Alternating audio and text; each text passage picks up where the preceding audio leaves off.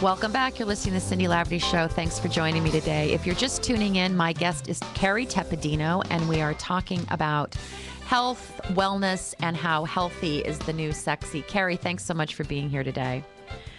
So you were talking about preventative living. So let's talk about that for a few minutes. Yeah, well, preventative living is really helping people understand what they can do on a day-to-day basis. So when you get those healthy habits into place and you're consistent with them daily, and that really means like lifestyle habits, then hopefully you can derail some of the major issues. And when I talk about lifestyle, I mean nutrition and exercise, hydration, sleeping patterns. It's all of those things, and it's taking little steps in all of those areas and having really big results. Right. Okay. So what are some of the little steps you can take? Because I think when somebody is maybe not feeling healthy or well or vibrant, it just becomes overwhelming and you go, oh, forget it. I'll just go have that burger and fries and call it a day.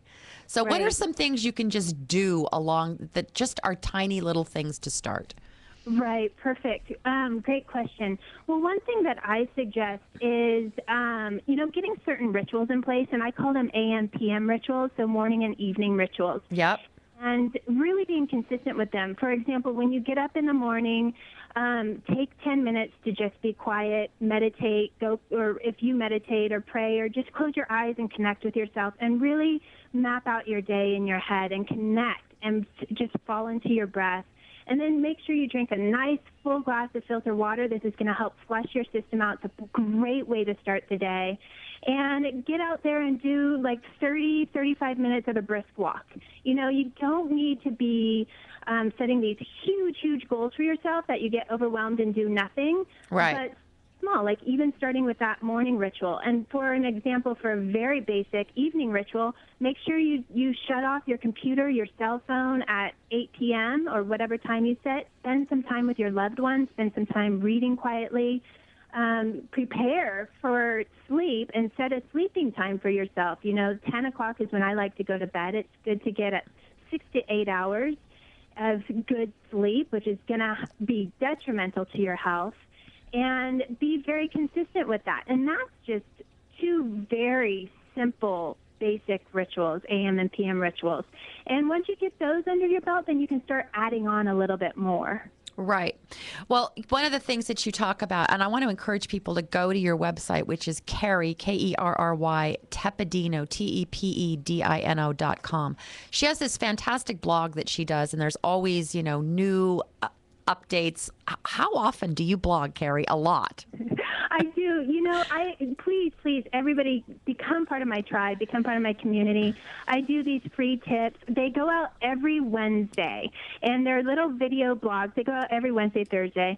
And then right now I'm also doing a teleseminar where I interviewed 7 very successful women on how they stay healthy, even with a very busy lifestyle. And great. That's complimentary. It's free. And those emails go out on Mondays. So right now you may be feeling like you're getting a couple emails from me a week, and that's why, because that teleseminar is going on. Okay, that's great. All right, so you say that the answer is in the kitchen. Let's talk about how the answer is in the kitchen.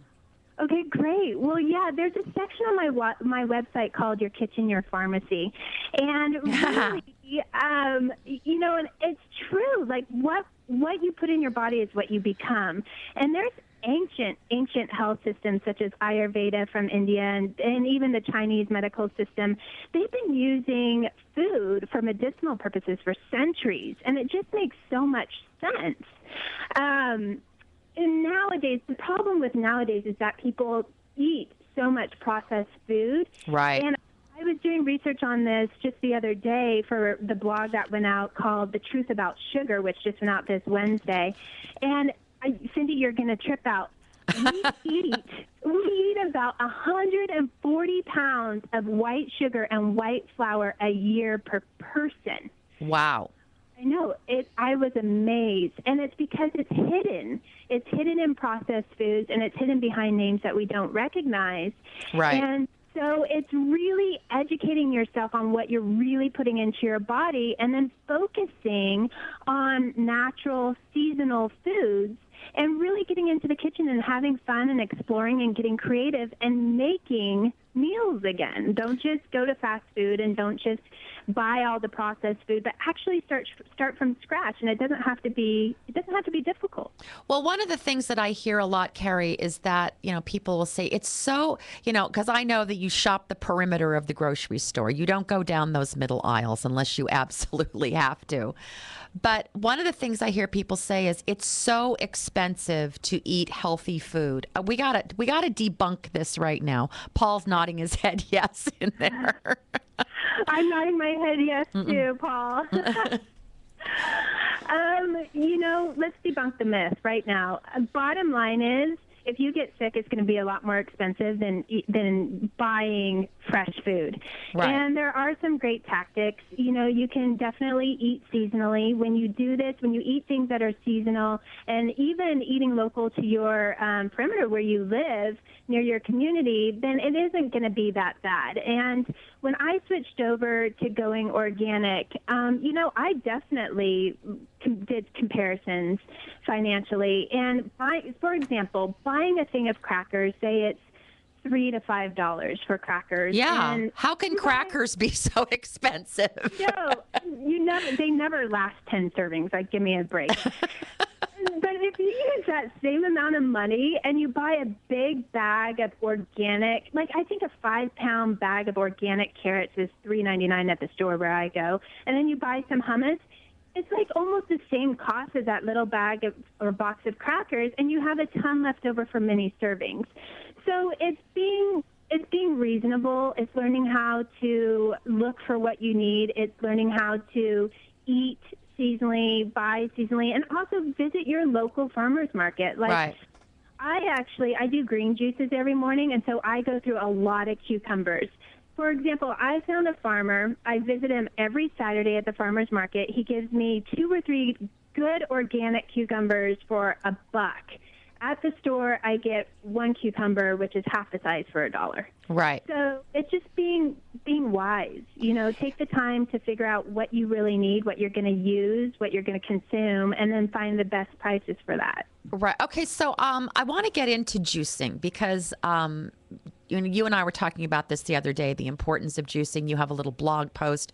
People around CRN are now juicing. So what are the benefits of this? And I think we do have to say that juicing does consume a lot of fruits and vegetables. It definitely does. Yes, it does. But still, once again, it doesn't have to be expensive. Like, for example, I do green juicing every morning. The reason I do that is to balance the pH levels in my body. Research has now shown that an imbalance with your pH levels, meaning if your body is too acidic, then that can be a factor that causes many diseases or illnesses.